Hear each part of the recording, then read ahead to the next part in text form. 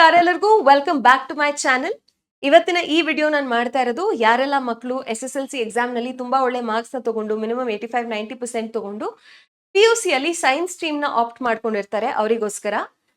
ನನ್ನ ಒಂದು ಪ್ರೀವಿಯಸ್ ವಿಡಿಯೋದಲ್ಲಿ ಭೂಮಿಕಾ ಅನ್ನೋರು ಒಂದು ಕಾಮೆಂಟ್ ಮಾಡಿದ್ರು, ಇನ್ನೇನು ಕಾಲೇಜ್ ಶುರು ಆಗಿ ಹೋಗ್ತಾ ಇದೆ, ಸೊ ಯಾವ ರೀತಿ ನಾವು ಚೇಂಜಸ್ ನ ನೋಡ್ಬೋದು ಸ್ಕೂಲ್ ಲೈಫ್ ನಲ್ಲಿ, ಕಾಲೇಜ್ ಲೈಫ್ ನಲ್ಲಿ ಏನನ್ನ ಎಕ್ಸ್ಪೆಕ್ಟ್ ಮಾಡ್ಬೋದು ಫಸ್ಟ್ PUC ಅಲ್ಲಿ, ಅದ್ರ ಬಗ್ಗೆ ಒಂದು ವಿಡಿಯೋ ಮಾಡಿ ಅಂತ.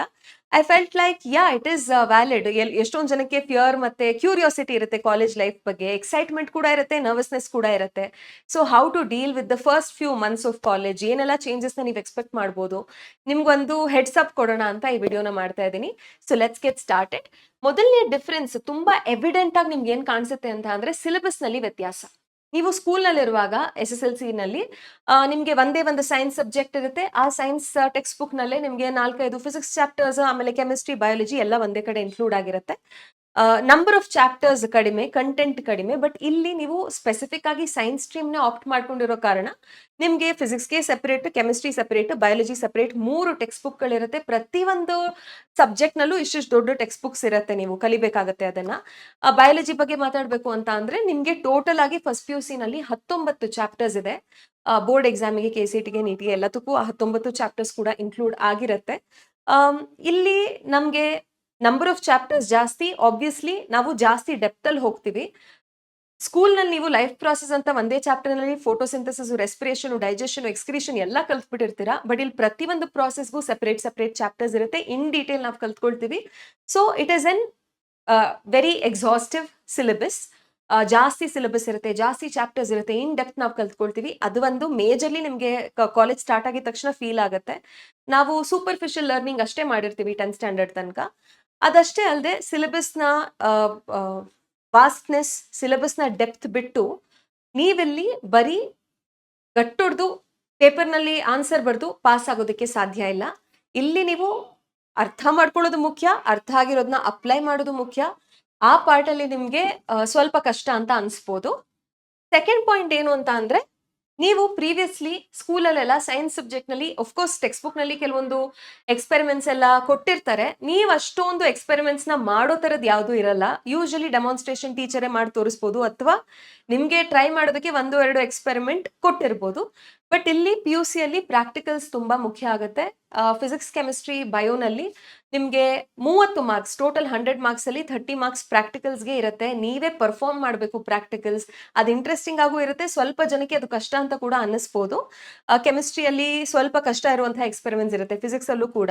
ಅದಕ್ಕೆ ನೀವು ಪ್ರಾಕ್ಟಿಕಲ್ ರೆಕಾರ್ಡ್ಸ್ ನ ಮೇಂಟೈನ್ ಮಾಡಬೇಕಾಗತ್ತೆ. ನಿಮ್ಮ ಒಂದು ಟೈಮ್ ಟೇಬಲ್ ನಲ್ಲಿ ಲ್ಯಾಬ್ಗೆ ಅಂತಾನೆ ಒಂದು ಸ್ಪೆಸಿಫಿಕ್ ಪೀರಿಯಡ್ ಇರುತ್ತೆ. ಸೊ ನೀವು ಎಕ್ಸ್ಪೆರಿಮೆಂಟ್ ಎಲ್ಲ ಪರ್ಫಾರ್ಮ್ ಮಾಡಿ ಹ್ಯಾಂಡ್ಸ್ ಆನ್ ಎಕ್ಸ್ಪೀರಿಯನ್ಸ್ ನ ನೀವು you can get about a lot of things. ನಾವೇನ್ ಹೇಳ್ತೀವಿ ಸೆಲ್ ಬಗ್ಗೆ, ಅದನ್ನೆಲ್ಲ ನೀವು ಮೈಕ್ರೋಸ್ಕೋಪ್ ಕೆಳಗೆ ನೋಡಿ, ಆಮೇಲೆ ಇವಾಗ ನಾವು ಟಿಶ್ಯೂಸ್ ಬಗ್ಗೆ ಏನೆಲ್ಲ ಪಾಠ ಮಾಡ್ತೀವಿ ಅದನ್ನೆಲ್ಲ ನೀವು ಲ್ಯಾಬ್ ನಲ್ಲಿ ನೋಡಿ ಬೆಟರ್ ಅಂಡರ್ಸ್ಟ್ಯಾಂಡಿಂಗ್ ಮಾಡ್ಕೊಳ್ಬಹುದು. So this is a fun part. If you genuinely interested in science ಅಲ್ವಾ, ಲ್ಯಾಬ್ಸ್, ಪ್ರಾಕ್ಟಿಕಲ್ಸ್ ಎಲ್ಲ ನೀವು ಎಂಜಾಯ್ ಮಾಡ್ತೀರಾ. So this is something that you can look forward to.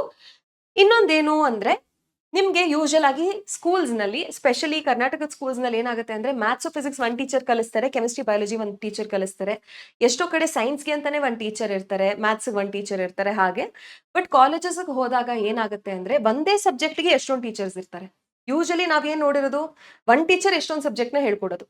College ನಲ್ಲಿ ಒಂದೇ ಸಬ್ಜೆಕ್ಟ್ ಗೆ ಇಷ್ಟು ಟೀಚರ್ಸ್ ಇರ್ತಾರೆ. ಯಾರೋ ಒಬ್ರು ಪ್ಲಾಂಟ್ ಫಿಸಿಯಾಲಜಿ ಕಲಿಸ್ತಾ ಇರ್ತಾರೆ, ಇನ್ನೊಬ್ರು ಯಾರೋ ಮಾರ್ಫಾಲಜಿ ಕಲಿಸ್ತಾ ಇರ್ತಾರೆ, ಮತ್ತೊಬ್ರು ಯಾರೋ ಹ್ಯೂಮನ್ ಫಿಸಿಯಾಲಜಿ ಕಲಿಸ್ತಾ ಇರ್ತಾರೆ. ಸೊ ಒಂದ್ ಟೀಚರ್ಗೆ ಅವ್ರವ್ರದೇ ಆದ ಟೀಚಿಂಗ್ ಸ್ಟೈಲ್ ಇರುತ್ತೆ. ಸೊ ಕೆಲವೊಮ್ಮೆ ಒಂದೊಂದು ಕಾಲೇಜ್ ನಲ್ಲಿ ಏನಾಗುತ್ತೆ ಅಂದ್ರೆ, ಒಂದೇ ಚಾಪ್ಟರ್ ನ ಪಾರ್ಟ್ ಮಾಡ್ಕೊಂಡು ಒಂದೊಂದು ಟೀಚರ್ ಕಲಿಸ್ತಾರೆ. ಸೊ ನಿಮ್ಗಿಲ್ಲಿ ಒಂದು ಸ್ವಲ್ಪ ಎಕ್ಸ್ಟ್ರಾ ಕೆಲಸ ಇರುತ್ತೆ. ಏನದು ಅಂತ ಅಂದ್ರೆ, ಪ್ರತಿ ಟೀಚರ್ ಯಾವ ಟೀಚಿಂಗ್ ಸ್ಟೈಲ್ ಅಲ್ಲಿ ಕಲಿಸ್ತಾರೆ ಅದನ್ನ ಅರ್ಥ ಮಾಡ್ಕೊಳ್ಬೇಕು. ಅದಕ್ಕೆ ನೀವು ಅಡಾಪ್ಟ್ ಆಗ್ಬೇಕು. ಒಂದ್ ಟೀಚರ್ ಈ ಪಾರ್ಟ್ ತನಕ ಫಿನಿಶ್ ಮಾಡಿದ್ರೆ, ಇನ್ನೊಂದು ಟೀಚರ್ ಮತ್ತೊಂದ್ ಕಡೆಯಿಂದ ಸ್ಟಾರ್ಟ್ ಮಾಡಿದ್ರೆ, ಇಲ್ಲಿಂದು ಡಾಟ್ಸ್ ನ ನೀವು ಕನೆಕ್ಟ್ ಮಾಡ್ಬೇಕಾಗತ್ತೆ. ಇವಾಗ ಎಷ್ಟೊಂದು ಚಾಪ್ಟರ್ಸ್ ಒಂದೊಂದ್ಸಲ ರಿಲೇಟೆಡ್ ಆಗಿರುತ್ತೆ. ಯಾವ್ದೋ ಒಂದ್ ಚಾಪ್ಟರ್ ಬಗ್ಗೆ ಒಂದ್ ಟೀಚರ್ ಕಲ್ಸಿರ್ತಾರೆ, ಇನ್ನೊಂದ್ ಚಾಪ್ಟರ್ ಬಗ್ಗೆ ಇನ್ನೊಂದು ಟೀಚರ್ ಕಲ್ಸಿರ್ತಾರೆ. ಸೊ ಅವಾಗ ನೀವು ಅಲ್ಲಿ ಕಲ್ತಿದ್ದನ್ನ ಇಲ್ಲಿ ಕಲ್ತಿದ್ದನ್ನೆಲ್ಲ ಲಿಂಕ್ ಮಾಡ್ಕೊಳ್ಬೇಕು. ಇದು ಸ್ಟಾರ್ಟಿಂಗ್ ಅಲ್ಲಿ ನಿಮ್ಗೆ ಸ್ವಲ್ಪ ಕಷ್ಟ ಅಂತ ಅನಿಸ್ಬೋದು, but trust me, with time you will get use to it. ನಿಮ್ಗೊಬ್ರಿಗೆ ಅಲ್ಲ, ಯಾರೆಲ್ಲ ಕಾಲೇಜ್ ನ ಫಸ್ಟ್ ಟೈಮ್ ಅಟೆಂಡ್ ಮಾಡ್ತಾ ಇರ್ತಾರೆ, ಫಸ್ಟ್ ಟೈಮ್ ಫಸ್ಟ್ PUC ಅಲ್ಲಿ ಇರ್ತಾರೆ, ಅವರಿಗೆ ಇದೆಲ್ಲ ಸ್ವಲ್ಪ ಕಷ್ಟ ಅಂತ ಅನ್ಸುತ್ತೆ ಶುರುನಲ್ಲಿ. ಬಟ್ ದಿಸ್ ಇಸ್ ನಾರ್ಮಲ್, ಆಯ್ತಾ. Everybody will go through that. I would suggest ಯಾರೇ ಟೀಚರ್ ಕಲ್ಸಿದ್ರು ಕೂಡ ನಿಮ್ ಸೀನಿಯರ್ಸ್ ಮಾತನ್ನ ಕೇಳ್ಕೊಂಡು ಆ ಟೀಚರ್ ಸರಿಯಾಗಿ ಕಲ್ಸಲ್ಲ, ಈ ಟೀಚರ್ ಹಿಂಗ್ ಕಲಿಸ್ತಾರೆ, ಅವರೇ ಬೆಟರ್ ಇವರೇ ಬೆಟರ್, ನೀವ್ ಯಾವುದೇ ಟೀಚರ್ನ ಫಸ್ಟ್ ಇಂದಾನೇ ಜಡ್ಜ್ ಮಾಡಬೇಡಿ. Don't form an opinion about any teacher from the beginning. ನೀವ್ ಪರ್ಸನಲಿ ಎಕ್ಸ್ಪೀರಿಯನ್ಸ್ ಮಾಡಿ ನಿಮ್ಮ ಒಪಿನಿಯನ್ ನ ನೀವೇ ಫಾರ್ಮ್ ಮಾಡ್ಕೊಳ್ಳಿ. Every teacher will have one or the other way to enhance your learning. ಆಯ್ತಾ, ನೀವ್ ಹೆಂಗ್ ಕಲಿತೀರಾ, ಪ್ರತಿ ಟೀಚರ್ಗೂ ಒಂದಲ್ಲ ಒಂದ್ ರೀತಿ ಅದನ್ನ ಅದಕ್ಕೆ ಕಾಂಟ್ರಿಬ್ಯೂಟ್ ಮಾಡೋದಕ್ಕೆ ಗೊತ್ತಿರುತ್ತೆ. ನೀವು ಫಸ್ಟೇ ಒಂದು ಒಪಿನಿಯನ್ ಫಾರ್ಮ್ ಮಾಡ್ಕೊಂಡು ಹೋದ್ರೆ ನಿಮ್ಗೆ ಅವ್ರು ಎಷ್ಟೇ ಚೆನ್ನಾಗಿ ಕಲ್ಸಿದ್ರು ಅದು ಚೆನ್ನಾಗಿಲ್ಲ ಅಂತಾನೆ ಅನ್ಸುತ್ತೆ. ಆಯ್ತಾ, so give all teachers a chance. Judge ಮಾಡಬೇಡಿ, ಏನೇ ಕಲಿಸ್ತಾ ಇದ್ರು ಗಮನ ಇಟ್ಟು ಕೇಳಿಸ್ಕೊಳ್ಳಿ. ನಿಮ್ಗೆ ಅದರಿಂದ ಹೆಲ್ಪ್ ಆಗೇ ಆಗುತ್ತೆ. ಏನ್ ಕೇಳಿರ್ತೀರಾ ನಿಮ್ಗೆ ಎಕ್ಸಾಮ್ ಟೈಮ್ ನಲ್ಲಿ ಅದು ಟಕ್ ಅಂತ ನೆನಪಾಗುತ್ತೆ, ಕ್ಲಾಸಲ್ಲಿ ಕೇಳಿರೋದು ಡೆಫಿನೆಟ್ಲಿ. ಸೊ ಎಲ್ಲಾ ಟೀಚರ್ಸ್ಗೂ ಕೂಡ ಈಕ್ವಲ್ ರೆಸ್ಪೆಕ್ಟ್ ಮಾಡಿ ಅವ್ರು ಏನ್ ಹೇಳ್ತಾರೆ ಅದನ್ನ ಕರೆಕ್ಟ್ ಆಗಿ ಕೇಳಿಸ್ಕೊಳ್ಳೋ ಪ್ರಯತ್ನ ಮಾಡಿ. ಆಯ್ತಾ, ನೆಕ್ಸ್ಟ್ ಸ್ಪೀಡ್ ಆಫ್ ಟೀಚಿಂಗ್ ಅಂತೂ ತುಂಬಾ ಡಿಫರೆಂಟ್ ಆಗುತ್ತೆ. ನಿಮ್ಗೆ ಸ್ಕೂಲ್ನಲ್ಲಿ ಒಂದು ವರ್ಷದಲ್ಲಿ ಕಡಿಮೆ ಸಿಲೆಬಸ್ ಇರುತ್ತೆ. ಸೊ ಟೀಚರ್ಸ್ ಹತ್ರ ಜಾಸ್ತಿ ಟೈಮ್ ಇರುತ್ತೆ. ಅವ್ರ ಪಾಠ ಕಲಿಸಿ ನೋಟ್ಸ್ ಡಿಕ್ಟೇಟ್ ಮಾಡಿ ನಿಮ್ ನೋಟ್ಸ್ನೆಲ್ಲ ಚೆಕ್ ಮಾಡಿ ಕಲ್ತಿದ್ಯಾ ಇಲ್ವಾ ಕೇಳಿ ಇದೆಲ್ಲ ಮಾಡೋಷ್ಟು ಟೈಮ್ ಇರುತ್ತೆ. ಬಟ್ ಕಾಲೇಜಸ್ ನಲ್ಲಿ ಹಂಗಾಗಲ್ಲ, ಯಾಕಂದ್ರೆ ನಮ್ ಸಿಲೆಬಸ್ ತುಂಬಾ ಜಾಸ್ತಿ, ಅದ್ರಲ್ಲಿ ಲ್ಯಾಬ್ಸ್ ಬೇರೆ ಇರುತ್ತೆ.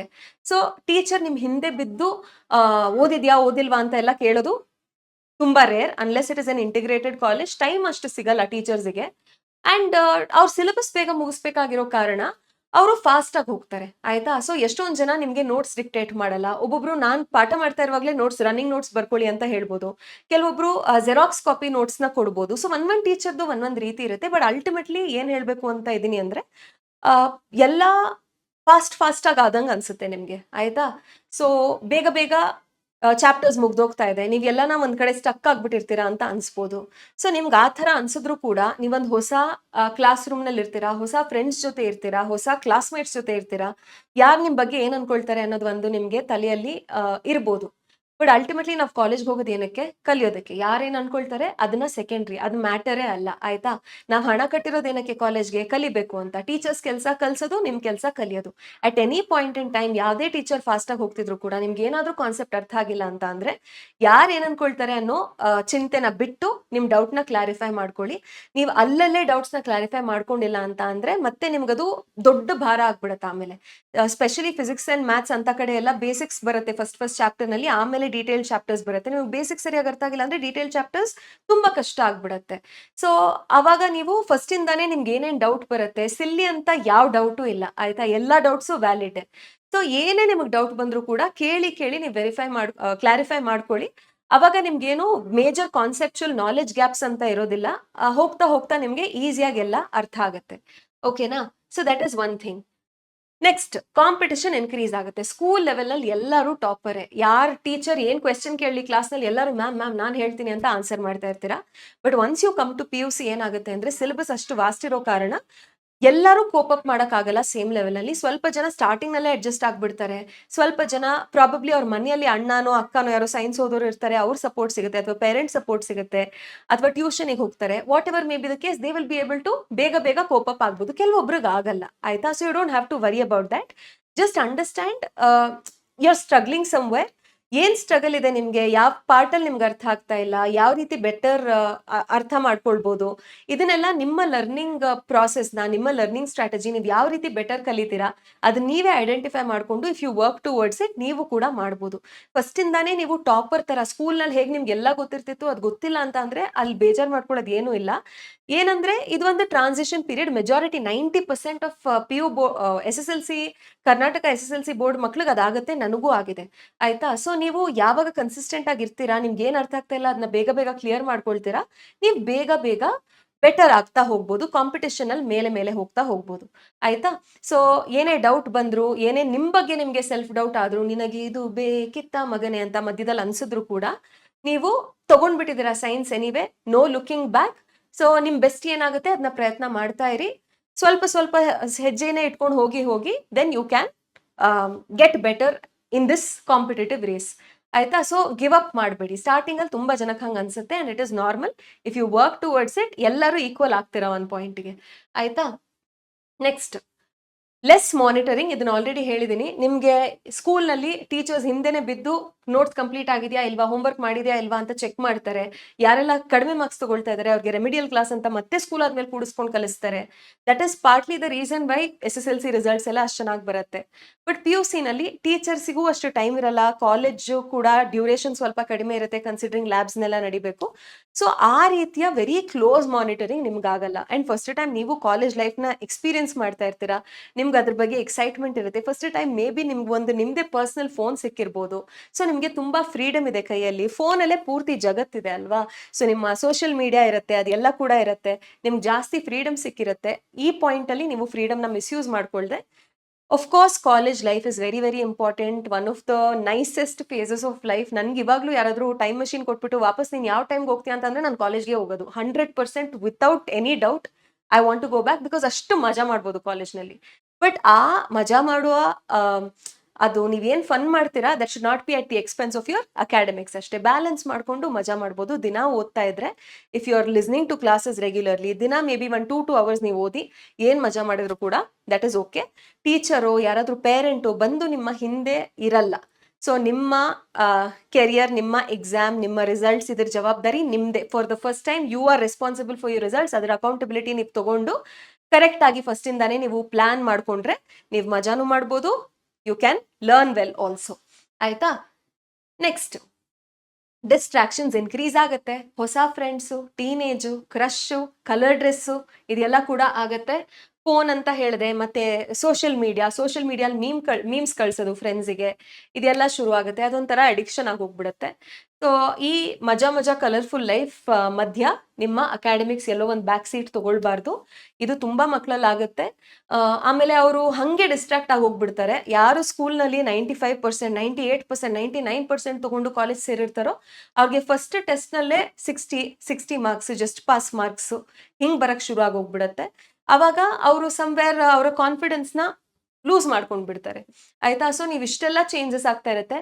ಆ ಚೇಂಜಸ್ಗೆ ಅಡ್ಜಸ್ಟ್ ಆಗಿ ಯಾವ ಟೀಚರ್ ಹೆಂಗ್ ಕಲಿಸ್ತಾರೆ, ಯಾವ ರೀತಿ ನೋಟ್ಸ್ ತಗೊಳ್ಬೇಕು, ಯಾವ ರೀತಿ ಲ್ಯಾಬ್ನ ಅಟೆಂಡ್ ಆಗಬೇಕು, ಇದನ್ನೆಲ್ಲ ನೀವು ಒಂಥರ ಅಡ್ಜಸ್ಟ್ ಆಗೋ ಹೊತ್ತಿಗೆ ಫಸ್ಟ್ ಟೆಸ್ಟಿಗೆ ಟೈಮ್ ಬಂದ್ಬಿಟ್ಟಿರುತ್ತೆ.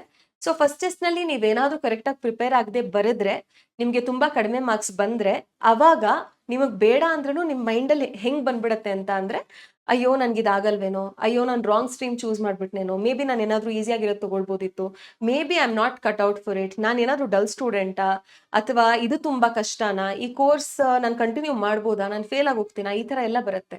ಸೊ ಈ ಫಸ್ಟ್ ಟೆಸ್ಟ್ ನಿಮ್ದು ಏನಿದೆ ಅದು ತುಂಬಾ ಇಂಪಾರ್ಟೆಂಟ್. ಅದು ನಿಮ್ಮ ಕಾನ್ಫಿಡೆನ್ಸ್ನ, it can build your confidence or it can break your confidence. So first ಟೆಸ್ಟ್ನ ಸೀರಿಯಸ್ ಆಗಿ ತಗೊಳ್ಳಿ, ಫಸ್ಟ್ ಇಂದ ಓದಿ. Along with fun you must make time for academics also ಶುರುನಿಂದ, so that you do not have a confidence crash. So ನಿಮ್ಮನ್ನ ನೀವೇ, ನಿಮ್ಮ ಅಬಿಲಿಟೀಸ್ನ, ನಿಮ್ಮ ಬುದ್ಧಿವಂತಿಕೆನ ನೀವೇ ಡೌಟ್ ಮಾಡುವಂತಹ ಒಂದು ಪರಿಸ್ಥಿತಿಗೆ ನೀವು ಬರಬೇಡಿ. ಆದಷ್ಟು ಫಸ್ಟ್ ಇಂದಾನೇ ನೀವು ಪ್ರಿಪೇರ್ ಆಗಿರಿ, ದಿನ ಓದಿ, ಕ್ಲಾಸ್ನ ಗಮನ ಇಟ್ಟು ಕೇಳಿ. That should help you. So basically ನಾನು ನಿಮಗೆ ಕೊಡೋ ಟಿಪ್ಸ್ ಏನು ಅಂತ ಅಂದ್ರೆ, ಫಸ್ಟ್ ಟೆಸ್ಟ್ ಮುಗಿಯೋ ತನಕನಂತೂ ನೀವು ಕನ್ಸಿಸ್ಟೆಂಟ್ ಆಗಿ ಕಲಿಬೇಕು, ಪ್ರತಿದಿನ ಓದ್ಬೇಕು. ಅವತ್ ಪಾಠ ನೀವು ಏನ್ ಕಲ್ಸಿರ್ತಾರೆ ಕ್ಲಾಸ್ನಲ್ಲಿ ಮನೆಗೆ ಬಂದು ಓದ್ಬೇಕು. ಅರ್ಥ ಆಗ್ಲಿಲ್ಲ ಅಂತ ಅಂದ್ರೆ ಯೂಟ್ಯೂಬ್ನಲ್ಲಿ 1000 ವಿಡಿಯೋಸ್ ಸಿಗುತ್ತೆ ನಿಮ್ಗೆ, ಒಂದಲ್ಲ ಒಂದು ವಿಡಿಯೋ ನಿಮ್ಗೆ ಅರ್ಥ ಮಾಡ್ಸತ್ತೆ. ಫ್ರೀ ರಿಸೋರ್ಸಸ್ ಅಷ್ಟೊಂದಿದೆ, ಸೊ ನೀವು ಅದನ್ನ ಯೂಸ್ ಮಾಡ್ಕೊಳ್ಳಿ. Second, pay attention in class. ಆಯ್ತಾ? ನಾನು ಆಲ್ರೆಡಿ ಹೇಳಿದ್ದೀನಿ ನಿಮ್ಗೆ, ಅವ್ರ ಒಪಿನಿಯನ್ ತಗೊಂಡು ಆ ಟೀಚರ್ ಚೆನ್ನಾಗಿ ಕಲ್ಸಲ್ಲ, ಆ ಕ್ಲಾಸ್ನಲ್ಲಿ ನಾನು ಡ್ರಾಯಿಂಗ್ ಮಾಡ್ತೀನಿ, ಸ್ಕೆಚಿಂಗ್ ಮಾಡ್ತೀನಿ, ಬೆಂಚ್ ಕೆಳಗಡೆ ಚಾಟಿಂಗ್ ಮಾಡ್ತೀನಿ ಅಂತ ಎಲ್ಲ ಮಾಡಬಾರ್ದು. ಇವಾಗ 1 hour ಕ್ಲಾಸ್ನಲ್ಲಿ 15 ನಿಮಿಷದ ಕಂಟೆಂಟ್ ಅಂತೂ ನಿಮ್ ಬ್ರೇನಲ್ಲಿ ಉಳ್ಕೊಂಡಿರುತ್ತೆ, ಅದು ಎಕ್ಸಾಮ್ ಟೈಮ್ನಲ್ಲಿ ನಿಮ್ಗೆ ಹೆಲ್ಪ್ ಬಂದೇ ಬರುತ್ತೆ. ಸೊ ಎನಿವೇ ಕಾಲೇಜಿಗೆ ಹೋಗ್ತಾ ಇರ್ತೀರಾ, ಪಾಠ ಕೇಳಿ ಅಟೆಂಟಿವ್ ಆಗಿ.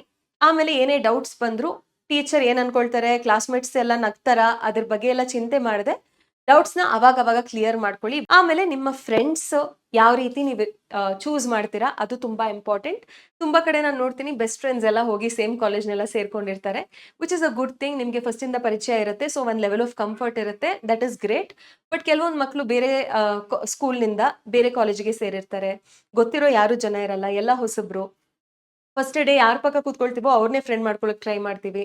ಬಟ್ ನಮ್ಮ ಅಪ್ಬ್ರಿಂಗಿಂಗ್ ಮತ್ತೆ ನಮ್ಮ ಐಡಿಯಾಸ್, ವ್ಯಾಲ್ಯೂಸ್, ಥಾಟ್ಸ್ ಎಲ್ಲ ಮ್ಯಾಚ್ ಆಗದೇ ಇರ್ಬೋದು.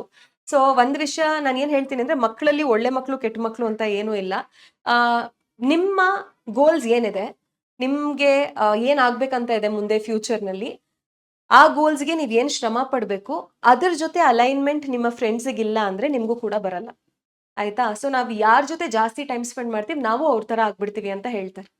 ಸೊ ನಿಮ್ಮ ಗೋಲ್ಸ್ ಬಗ್ಗೆ ನಿಮ್ ಗೋಲ್ಸ್ಗಿರುವ ಅಲೈನ್ಮೆಂಟ್ ನಿಮ್ ಫ್ರೆಂಡ್ಸ್‌ಗೂ ಕೂಡ ಇದ್ರೆ ಅದು ಒಳ್ಳೇದು.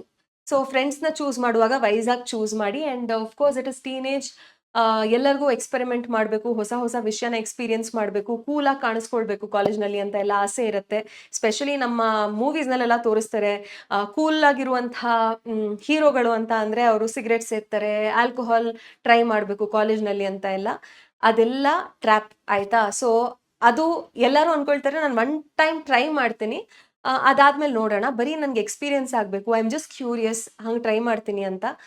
ಬಟ್ ಅದು ಸ್ಟಾರ್ಟ್ ಆಗೋದು ಹಾಗೆ, ಅದು ಎಂಡ್ ಆಗೋದು ಅಡಿಕ್ಷನ್ ಅಲ್ಲಿ. ಅದಾದ್ಮೇಲೆ ಅದರಿಂದ ಆಚೆ ಬರೋದು ನಿಮಗೆ ಬೇಕು ಅಂದ್ರೇನು ಆಚೆ ಬರೋದು ಸ್ವಲ್ಪ ಕಷ್ಟ ಆಗುತ್ತೆ. ಸ್ವಲ್ಪ ಜನ ಎಲ್ಲ ನಿಮ್ಗೆ ಫೋರ್ಸ್ ಮಾಡ್ಬೋದು.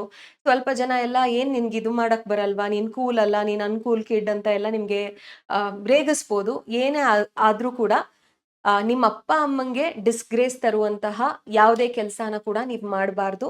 And over all positive experience ಆಗಿರ್ಲಿ. ಕಾಲೇಜ್ ಲೈಫ್ ಮಜಾ ಮಾಡಿ, ಎಂಜಾಯ್ ಮಾಡಿ. ಈ ಪಾಯಿಂಟ್ಸ್‌ನ ಮರಿಬೇಡಿ.